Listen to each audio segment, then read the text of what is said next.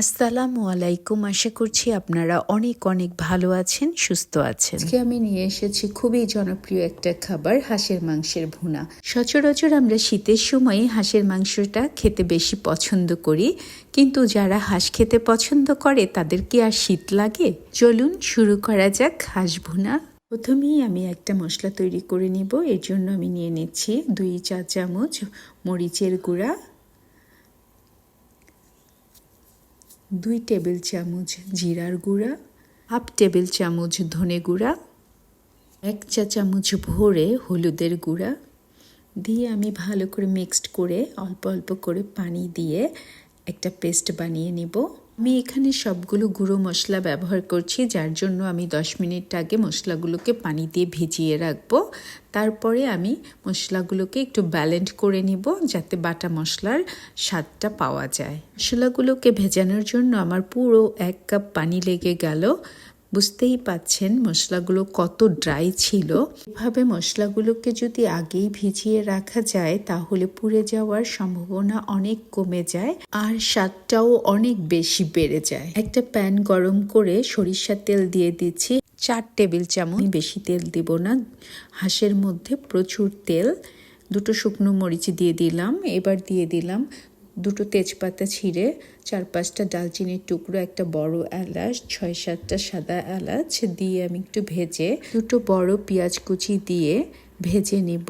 পেঁয়াজটা আমি ভালো করে ভেজে বাদামি কালার করে নিব। খেয়াল রাখতে হবে পেঁয়াজ যেন ব্রেস্তা না হয়ে যায়। আমি এখানে 1.5 কেজি ওজনের হাঁস নিয়েছি। হাঁসটা আমি ভালো করে ধুয়ে পরিষ্কার করে নিয়েছি। যখন পেঁয়াজের কালারটা এমন হয়ে যাবে, এই পর্যায়ে এসে আমি দিয়ে দিব 1.5 টেবিল চামচ আদা বাটা আর 1 টেবিল চামচ রসুন বাটা।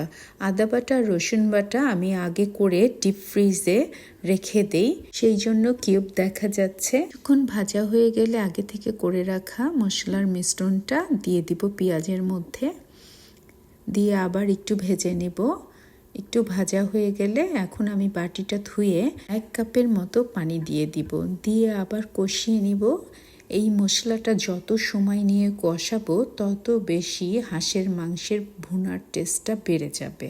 কিছুক্ষণ ধরে কষানোর পরে যখন আবার পানিগুলো শুকিয়ে যাবে, আবার আমি 1 কাপের মতো পানি দিয়ে দিব, দিয়ে আবার ভালো করে কষিয়ে নিব। এবার কষানোটা হয়ে গেলে যখন উপরে তেল ভেসে উঠবে তখন আমি হাঁসের মাংসগুলো একে একে দিয়ে দিব।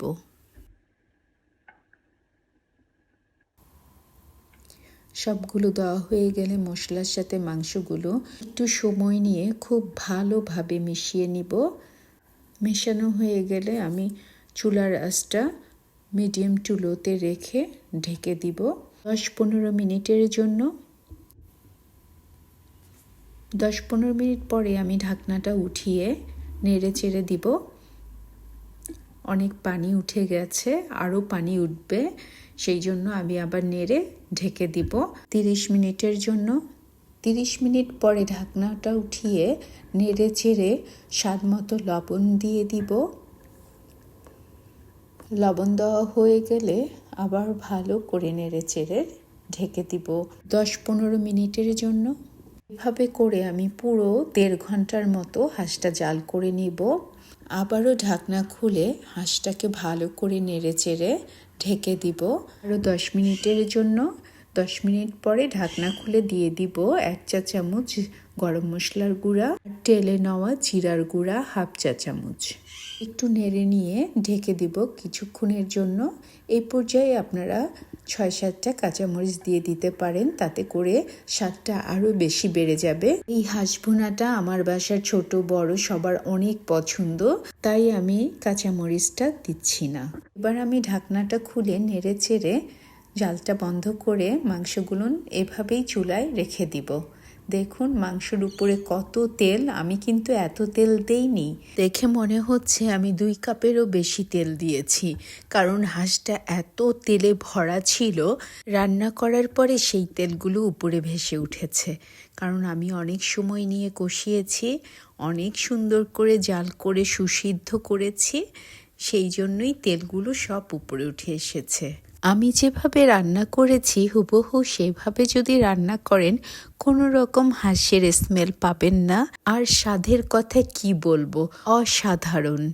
গরম ভাতের সাথে চিতই পিঠা, ছিটা রুটি, চালের রুটি যাই দিয়ে খান না কেন অমৃত। হাঁসটা আমি চুলা বন্ধ করে ঢাকনা দিয়ে ঢেকে রেখে দিয়েছিলাম কিছুক্ষণের জন্য। দেখুন কত তেল উপরে ভেসে উঠেছে। এবার আমি সার্ভিং ডিশে তুলে নিব। আপনাদের যদি আমার এই অসাধারণ স্বাদের হাঁসের মাংসের ভুনার রেসিপিটা ভালো লাগে অবশ্যই একটা লাইক, কমেন্ট অ্যান্ড সাবস্ক্রাইব করে পাশে থাকবেন। আপনারা সবাই অনেক অনেক অনেক ভালো থাকবেন। আল্লাহ হাফেজ।